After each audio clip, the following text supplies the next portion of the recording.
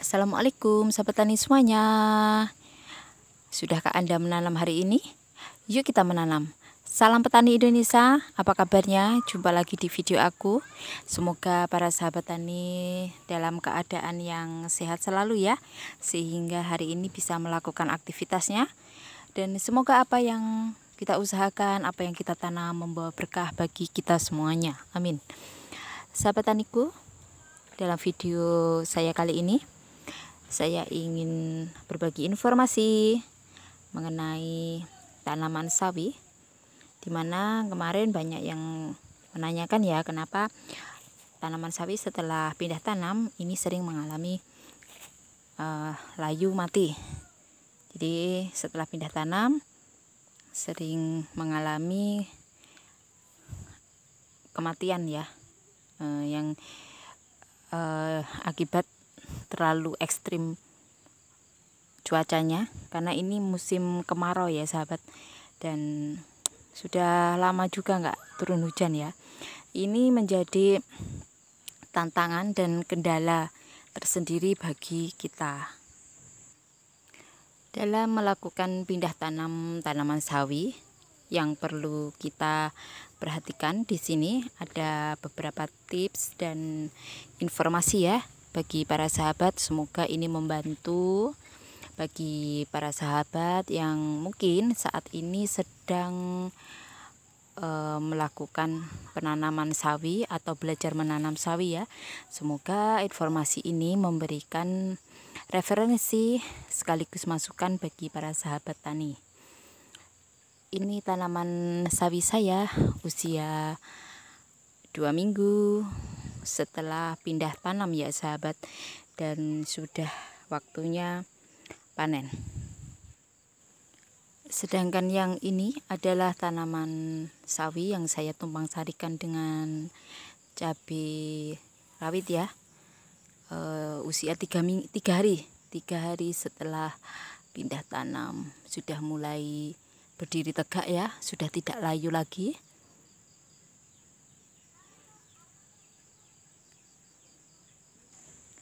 Sedangkan yang ini tanaman sawi saya yang saya tumpang sarikan dengan tanaman kacang usia 1 minggu setelah pindah tanam. Oke, yang perlu kita perhatikan pertama adalah umur sawi ketika akan melakukan pindah tanam. Kita harus melihat dulu umur sawi kita berapa ya. Kalau untuk idealnya biasanya saya pindah tanam sawi itu di usia 25 hari, antara 25 hari sampai dengan 1 bulan. Mengapa? Karena di usia 25 hari sampai 1 bulan biasanya tanaman sawi sudah kuat dan siap untuk dipindah tanaman. Itu tips yang pertama. Tips yang kedua, ketika kita melakukan pencabutan benih, usahakan medianya benar-benar basah ya sahabat. Jangan medianya kering. Kalau kering nanti ketika kita cabut biasanya akan mengalami patah akar atau kerusakan pada akarnya. Contohnya seperti ini. Ini contoh bibit saya yang berada di media pembibitan ya. Ini medianya harus dalam kondisi basah ya sahabat ketika kita akan melakukan pencabutan, sehingga tidak mengalami kerusakan pada akarnya.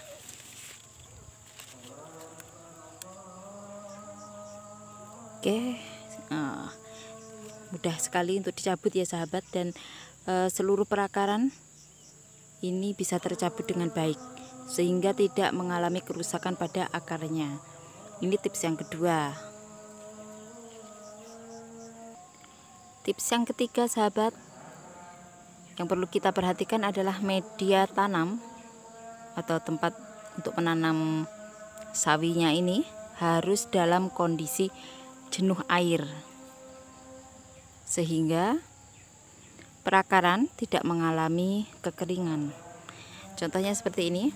Ini media saya seperti ini ya sahabat, harus benar-benar basah untuk medianya, dalam kondisi basah sampai ke dalam, sehingga ketika kita memindah tanamkan ini, akarnya benar-benar basah ya sahabat, tidak mengalami kekeringan, sehingga tidak menimbulkan kelayuan dan kematian pada tanaman sawi yang baru kita pindah tanamkan. Setelah itu, yang perlu kita perhatikan lagi adalah pengairan. Kita usahakan jangan sampai terjadi kekeringan untuk media tanamnya ini.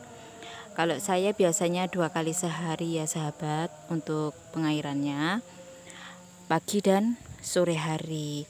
Tapi selalu saya buat media tanamnya ini benar-benar jenuh air, benar-benar tercukupi untuk masalah pengairannya.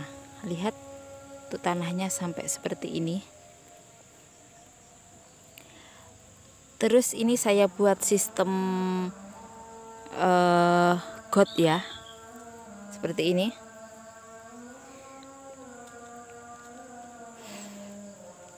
Ini ada untuk tempat airnya, sehingga airnya bisa bertakung di areal sini, sehingga cukup air tanamannya.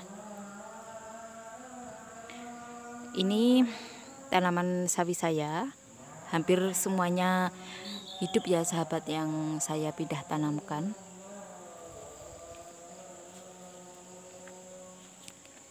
Dengan jarak tanam 1 jengkal.